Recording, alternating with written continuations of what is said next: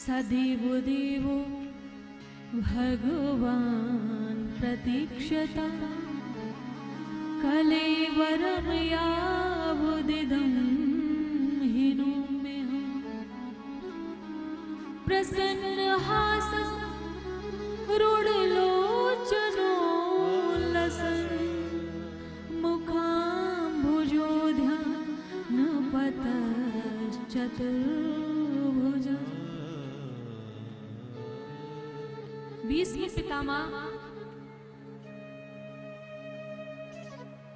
सैया पे लेटे हैं। वो सैया कोई बिस्तर की नहीं है, बाणों की सैया है। आज लगभग 2 महीने होने जा रहे हैं सैया पे लेटे लेटे। शरीर से रक्त बह रहा है। शरीर का एक भी हिस्सा ऐसा नहीं है जहां पे बाण ना लगा हो। अंत में भीष्म पितामह का जब पूरा शरीर बाणों से विदा हुआ था, बस ये शीश बचा था। तो भीष्म पितामह ने अंत में अर्जुन से कहा कि मेरे यथा योग्य मुझे तकिया चाहिए, जिसे आप लोग सर पे लगा के सोते हो, सिरहाना मुझे मेरे यथा योग्य चाहिए। उसी समय अर्जुन समझ गए। भीष्म पितामह की शीश में बाण मारे और जो शीश ऐसा लटक रहा था वो भी सीधा कर दिया। भीष्म पितामह कहते हैं कि अगर कोई बिस्तर का तकिया लाके दिया होता ना अर्जुन, तो तुमको हम श्राप दे देते।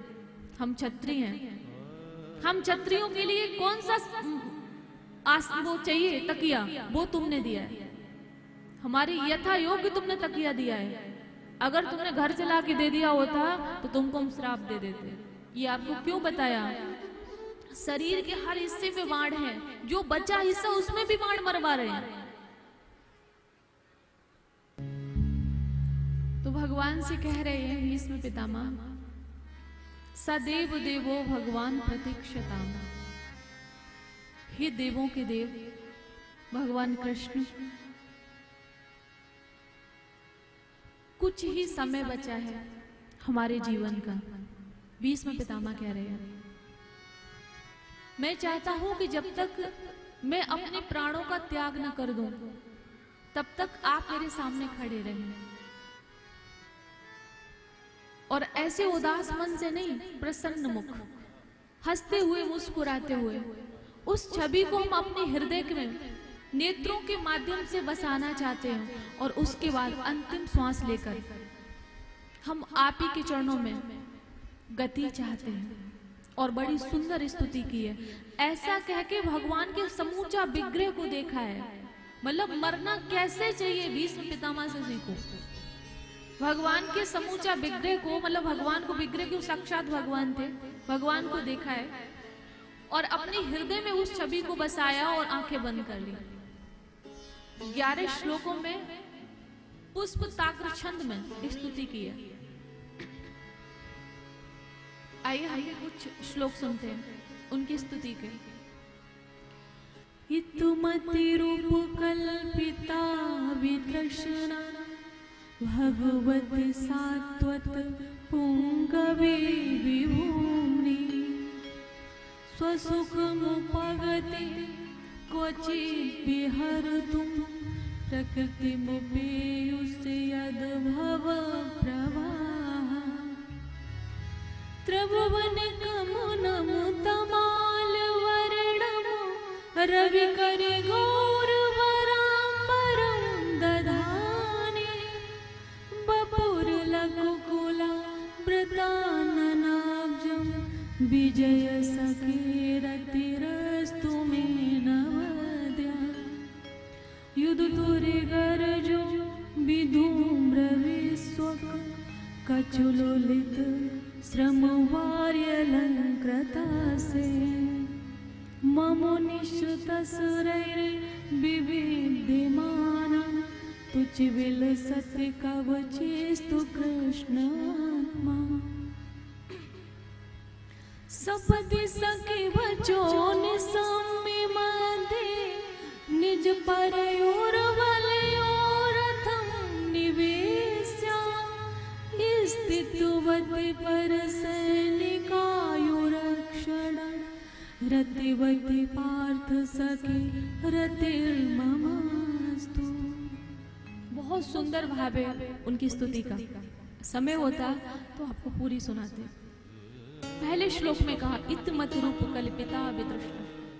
हे कृष्ण, मृत्यु के समय मैं अपनी मति को आपके चरणों में समर्पित करना चाहता हूं। अनेक साधन करने से ये शुद्ध हो चुकी है और ये मेरी मति जब तक आपके चरणों में समर्पित नहीं होगी, आप उसको स्वीकार नहीं करेंगे। अर्थात मति को स्वीकार करना, मुझे स्वीकार करना, तब तक मेरी सदगति नहीं होगी। और हे कृष्ण, हम सदगति के लिए ही तो पड़े हैं। उत्तरायण का समय वो देख रहे थे कि कब उत्तरायण आए तब इस शरीर का हम त्याग करें। ये उत्तरायण का भी समय है। 14-15 जनवरी से 14-15 जून तक रहता है। उस बीच उत्तरायण का समय होता है। उस बीच जो मरता है, मान्यता अनुसार आपको बताते हैं, क्योंकि भीष्म पितामह ने उसी समय अपने प्राणों का त्याग किया था, वो कहीं न कहीं भगवत धाम जाता है। और बाकी समय होता है दक्षिणायन का। भगवान से कह रहे हैं सदगति नहीं होगी। आप अपने नित्य स्वरूप में स्थित रहते हो, आपका स्वरूप कैसा आनंद में, लेकिन फिर भी आप प्रकृति के गुणों को अपना लेते हो ताकि सृष्टि सुचारू रूप से चल सके। अब इसका अगर आप भाव समझें तो 2 शब्दों में समझिएगा। मर्त्यावतारस तुय है मर्त्य शिक्षणम रक्षो वधा ऐव न केवलम विभो। हम लोगों को लगता है राम जी ने अवतार लिया रावण को मारने के लिए, कृष्ण जी ने अवतार लिया कंस को मारने के लिए। गलत फहमी में हो आप लोग, बिल्कुल नहीं। भगवान जहां है वहां से इनको मार सकते हैं। भगवान इस संसार में आते हैं हमें शिक्षा देने के लिए। भगवान ये गीता में कह रहे हैं कि अर्जुन, मेरे द्वारा कोई भी गलती, कोई भी भूल मनुष्य मात्र के लिए घातक बन सकती है। लोग कहेंगे ये ऐसा कृष्ण जी ने किया तो मैं भी करूंगा, लोग ये कहेंगे। तो इसीलिए महान जनों को चाहिए, महापुरुषों को चाहिए, गुरुजनों को चाहिए, संतों को चाहिए और यहां तक माता पिता को चाहिए कि वो हमेशा ऐसा कर्म करें जो उनका आदर्श बन के खड़ा हो। जब भी वो अपने बच्चों को उदाहरण दें समझाने के लिए कि बेटा ऐसा नहीं ऐसा करना चाहिए, तो वो स्वयं उदाहरण बने, ना कि पड़ोसी का दें। उनके कर्म ऐसे होने चाहिए। तो वो कह रहे हैं कि प्रभु आप तो अपने नित्य स्वरूप में स्थित रहते हो, लेकिन फिर भी ये सृष्टि सुचारू रूप से चलती रहे, संसार चलता रहे, तो इसलिए आप इस संसार में आते हैं, प्रकृति के गुणों को आप अपनाते हैं। और आपसे ज्यादा सुंदर इस संसार में कौन है? भगवान से कह रहे हैं आपका श्यामल शरीर है। दूसरे श्लोक में भगवान की सुंदरता की तारीफ की है। सपद सख्य विचो निसम में मध्य, महाभारत युद्ध की याद कर रहे हैं। ये कह रहे कि जब आपसे अर्जुन ने कहा सेनयोर भयोर मध्य रथम में स्थाप्य में च्युता। हे कृष्ण, अर्जुन कह रहे हैं ये महाभारत युद्ध की याद कर रहे हैं भीष्म पितामह कि अर्जुन ने आपसे कहा कि मेरा रथ दोनों सेनाओं के मध्य में खड़ा कर दो। मैं देखना चाहता हूं कि मुझे किस किस को मारना है। भाई जिसको मारना निहार तो लूं, देख तो लूं। आपने रथ चलाया और कहां खड़ा कर दिया? जहां पे मैं खड़ा था और द्रोणाचार्य जी। और जैसे ही अर्जुन ने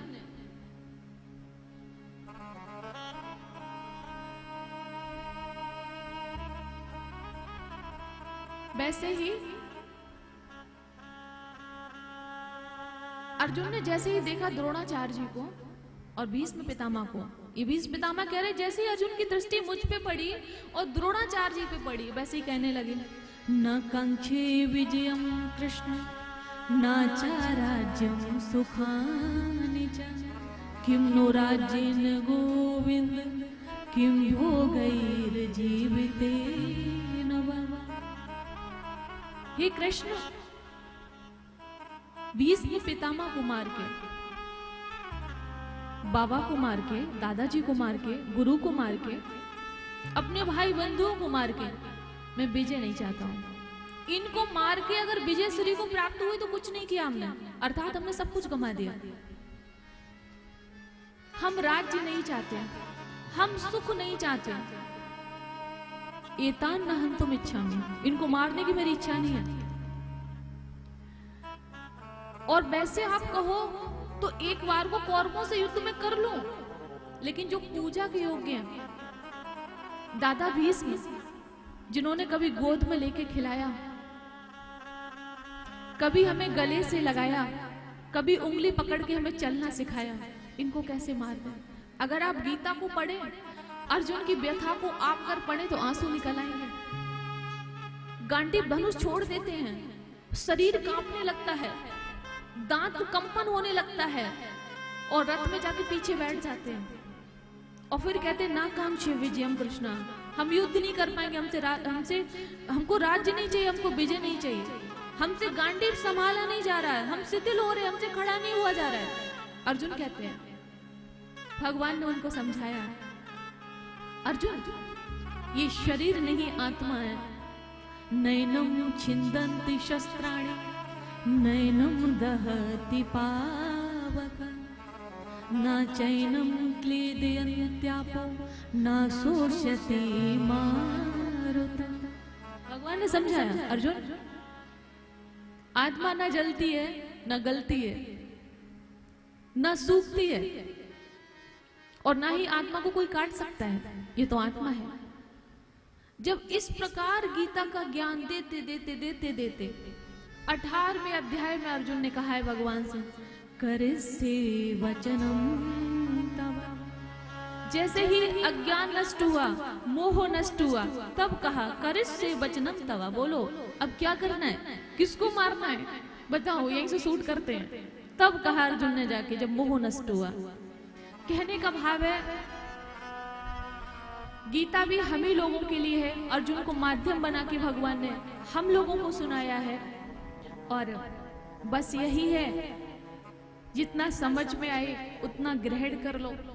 और दो चीजें हमारे पास हैं, दिल और दिमाग, तो इसमें से एक संसार में दे दो और एक भगवान को दे दो, ठीक है? दो वस्तु है ना, दिल और दिमाग, तो एक भगवान को दे दो और एक संसार में दे दो, अर्थात परिवार में दे दो। तो अब आपको क्या देना है बताओ, भगवान को क्या देना, दिमाग या दिल? बोलो, दिमाग है ना, कि वो दिल तो भगवान से लगेगा नहीं, ये हमें पता है, दिमाग ही लगेगा।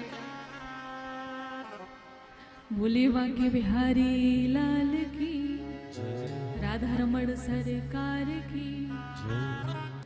भगवान से यही कहा कि ऐसे भगवान के चरणों में हमारी मति समर्पित हो जाए। मैं भगवान के चरणों को बार बार प्रणाम करता हूँ, जिन्होंने मेरा प्रण रखने के लिए अपने प्रण को तोड़ दिया। वो कौन सा प्रण था आपको हम कल सुना देंगे, अगर सुना होगा तो ठीक है। ऐसा प्रार्थना करते हुए उन्होंने हमेशा के लिए अपनी वाणी को बंद कर लिया।